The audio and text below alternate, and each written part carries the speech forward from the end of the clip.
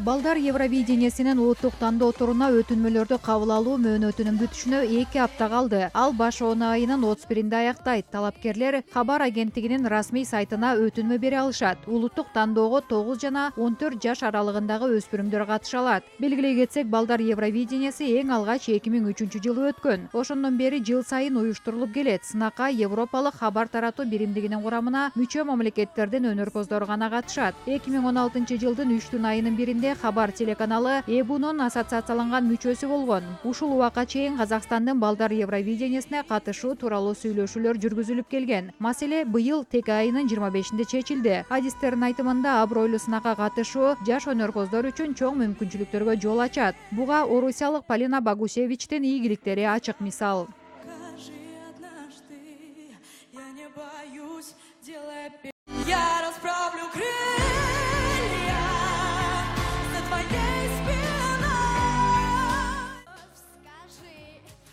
Диапазону кең, таза үндүн ээси 14 жашында бүткүл дүйнөгө белгилүү болгон. Жаш талант 2017-жылдагы Балдар Евровидениесинин жеңүүчүсү аталган. Грузияда өткөн эл аралык сынакта Полина крылья ырын аткарып, угуучуларды таң калтырган. Ал бүгүнкү күндө улуттук тандоо турунун калыстар курамынын катарында.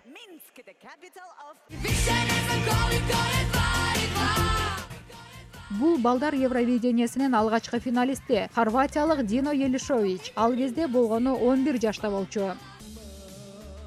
Азыр 26 жашка толгон аткаруучу белгилүү рок ырчысы. Угуучуларын жаңы альбомдор менен кубантып, концерттерден колу бошобойт.